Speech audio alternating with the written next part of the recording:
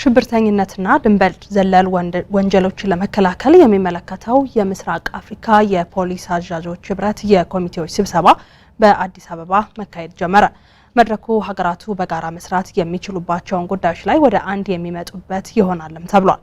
ዘገባው የኢትዮጵያ ዜና አገልግሎት ነው። ኃይሉ መላክ እንደሚከተለው ያቀርበዋል። የሚደረገውን የፖሊስ እንቅስቃሴ ማሳደግና ችግሮቹን በቅንጅት ለመፍታት ዓላማ ያለው ነው ተብሏል። በመርሃ ግብሩ የፌዴራል ፖሊስ ምክትል ኮሚሽነር ጀነራል መንግስቴ እንዲሁም የአባል ሀገራቱ የወንጀል ምርመራ ቢሮ ኃላፊዎች ተገኝተዋል። የፌዴራል ፖሊስ ምክትል ኮሚሽነር ጀነራል ዘላለም መንግስቴ በዚህ ጊዜ እንደገለጹት በስብሰባው ከ14ቱም ሀገራት የተውጣጡ የወንጀል ምርመራ ቢሮ ኃላፊዎች እንደሚሳተፉ ገልጸዋል። ኢትዮጵያ የወቅቱ መሪ እንደመሆኗ መጠን ትልቅ ሚና እንዳላት ጠቁመዋል። በስብሰባው በቀጣናው የሚታየውን የሽብርተኝነት፣ ህገወጥ የሰዎች ዝውውር፣ የፋይናንስና ሳይበር ወንጀሎች ላይ ሰፋ ያለ ውይይት እንደሚደረግም ተናግረዋል። የዛሬው ስብሰባ ትልቁ ዓላማ በእነዚህ አካላት የጋራ ርብርብ በቀጣናው የሚታየውን የቴሮሪዝም፣ የህገወጥ የሰዎች ዝውውር፣ በፋይናንስና በሳይበር ክራይም ላይ የሚፈጸሙ ወንጀሎችን በቅንጅት ከኢንተርፖል ጋር በመሆን ኢንተርፖል እንዳያችሁት የኢስት አፍሪካ ኦፊስ ሚስተር ጌዲዮን እዚህ ከኛ ጋር ናቸው ያሉት። ስለዚህ የኢንተርፖል ቱልን እየተጠቀምን የተሻለ ትብብርና አንድነት የጋራ ቅንጅት በመፍጠር በሪጂኑ የሚታዩ የድንበር ተሻጋሪ ወንጀሎች ላይ ትልቅ ለውጥ የምናመጣበትና ኢትዮጵያ በመሪነት ጊዜዋ ደግሞ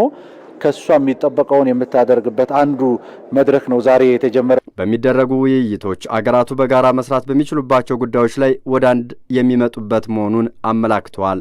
እንዲሁም በቀጣይ በጋራ የሚደረጉ ስልጠናዎች እንዲሁም የጋራ ተልዕኮ ላይ ውይይት እንደሚደረግ ገልጸዋል።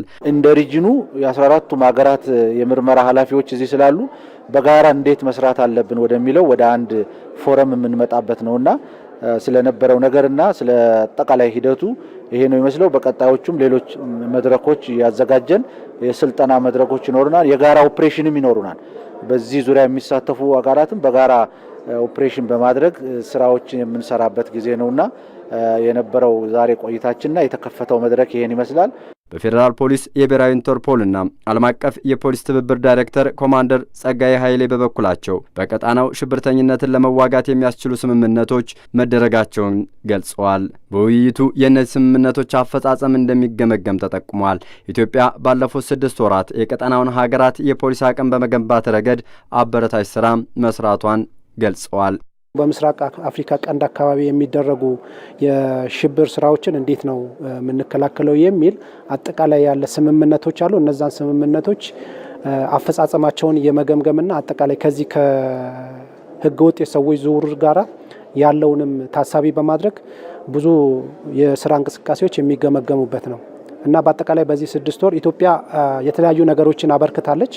አንደኛው የስልጠና አቅምን የፖሊሱን የምስራቅ አፍሪካ ፖሊስ ስልጠና የደቡብ ሱዳን፣ የሶማሊያ እንደዚሁም የጅቡቲ የተለያዩ በዩኒቨርሲቲ ውስጥ ገብተው በዲግሪና በሁለተኛ ዲግሪ የትምህርት እንትናቸውን አቅማቸውን እንዲገነቡ የማድረግ ስራዎችም እየተሰሩ ነው ያሉት። የፌዴራል ፖሊስ ኮሚሽን ኮሚሽነር ደመላሽ ገብረ ሚካኤል 14 አባል ሀገራት ያሉት የምስራቅ አፍሪካ የፖሊስ አዛዦች ህብረት የወቅቱ ሊቀመንበር መሆናቸው ይታወቃል። ዛሬ በአዲስ አበባ የተጀመረው የምስራቅ አፍሪካ የፖሊስ አዛዦች ህብረት የኮሚቴዎች ስብሰባ ነገና ከነገ ወዲያም ቀጥሎ ይውላል ተብሏል።